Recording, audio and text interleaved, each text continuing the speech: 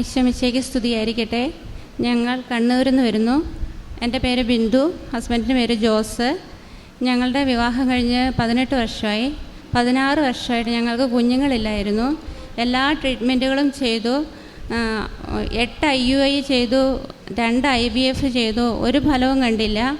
അതിനുശേഷം ഞങ്ങൾ പൂർണ്ണമായിട്ടും മാതാവിലും ഈശോയിലും അന്ന് IVF ചെയ്യുന്ന കാലത്തും ഞങ്ങൾ ഇത് എങ്ങനെയാണ് ഞങ്ങൾക്ക് സ്വാഭാവികമായ ഒരു കുഞ്ഞിനെ തരണേ എന്ന് കരഞ്ഞ് പ്രാർത്ഥിച്ചു. അവസാനം ഡോക്ടേഴ്സ് പറഞ്ഞു, നിങ്ങൾ ഇനി ദത്തെടുക്കുക മാത്രമേ വഴിയുള്ളൂ, നിങ്ങൾക്ക് ഇനിയുള്ള ആരോഗ്യം നഷ്ടപ്പെട്ടിരിക്കുന്നു, പ്രായം ഇത്രയായി, ഇനി നിങ്ങൾക്കൊരു കുഞ്ഞുണ്ടാകാൻ ചാൻസ് ഇല്ല എന്ന് പറഞ്ഞു. അങ്ങനെ ഞങ്ങൾ ഇവിടെ കൃപാസനത്തിൽ വരികയും ഉടമ്പടി എടുക്കുകയും ചെയ്തു. അച്ഛനെ കണ്ട് പ്രാർത്ഥിക്കുകയും ചെയ്തു. 2019 ഞങ്ങൾ ഉടമ്പടി എടുത്തത്. ആദ്യത്തെ ഉടമ്പടി എടുത്ത് ആദ്യം ഒരു പ്രാവശ്യം പുതുക്കിയപ്പോൾ ഞാൻ ആദ്യം കാരിങ്ങായി. അത് 3 മാസമായപ്പോൾ അബോർഷനായിപ്പോയി.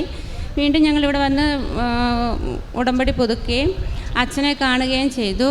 അപ്പോൾ അച്ഛൻ ഇവിടുന്ന് ഞങ്ങളെ തലയിൽ കൈവച്ച് പ്രാർത്ഥിച്ച് അച്ഛൻ പറഞ്ഞു, ഇവിടെ വന്ന് സാക്ഷ്യം പറയണം, മാതാവിൻ്റെ മുന്നേ വന്ന് സാക്ഷ്യം പറയാൻ തയ്യാറായിക്കോളാൻ പറഞ്ഞു.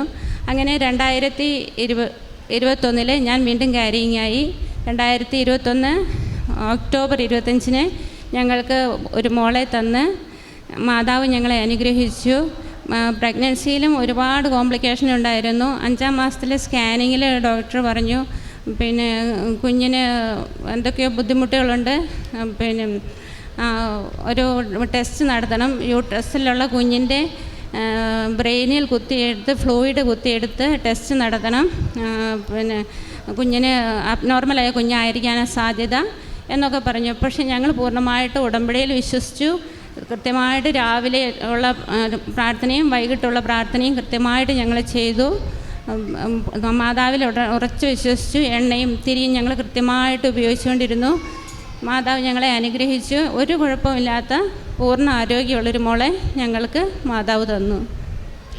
അമ്മ മാതാവേ, ഞങ്ങളുടെ ജീവിതത്തിൽ തന്ന ഈ വലിയ അനുഗ്രഹത്തിന് 1000 നന്ദി. യേശുവേ സ്തുതി, യേശുവേ സ്തോത്രം.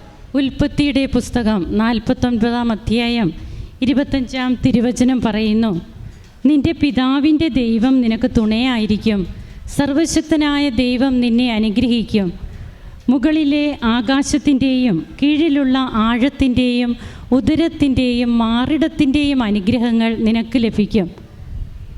തങ്ങൾക്ക് കുഞ്ഞുങ്ങളില്ലാതിരിക്കുന്നു, അങ്ങനെ വർഷങ്ങളായിട്ട് കുഞ്ഞുങ്ങളില്ലാതിരിക്കുന്നവരുടെ സാക്ഷ്യം എത്രയോ പേരാണ് ഈ തിരുവൾത്താരയിൽ വന്നതെന്ന് പറയുക.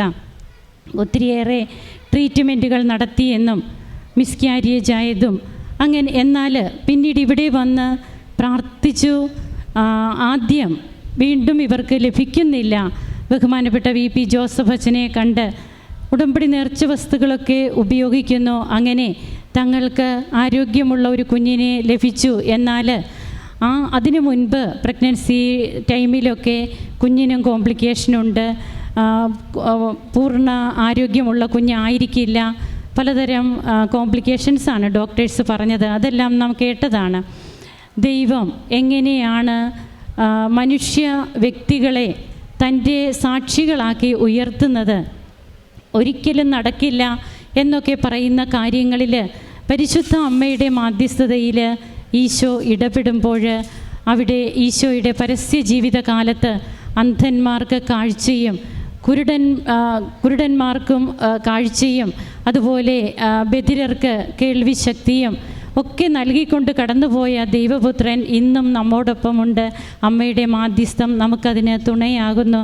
നമുക്ക് കരങ്ങളടിച്ച് ഈശോയ്ക്കും അമ്മയ്ക്കും നന്ദി പറയാം, ദൈവത്തെ ആരാധിക്കാം, മഹത്വപ്പെടുത്താം. അത്യപൂർവ ദൈവാനുഭവങ്ങൾ ഇനി നിങ്ങൾക്കും സ്വന്തം. ഈ യൂട്യൂബ് ചാനൽ ഇതുവരെ സബ്സ്ക്രൈബ് ചെയ്തിട്ടില്ലെങ്കിൽ ഇപ്പോൾ തന്നെ സബ്സ്ക്രൈബ് ചെയ്യുക. ഈ വീഡിയോ ഇപ്പോൾ തന്നെ നിങ്ങളുടെ സുഹൃത്തുക്കൾക്ക് ഷെയർ ചെയ്തുകൊണ്ട് കർത്താവിൻ്റെ പ്രേക്ഷിതരാകുക.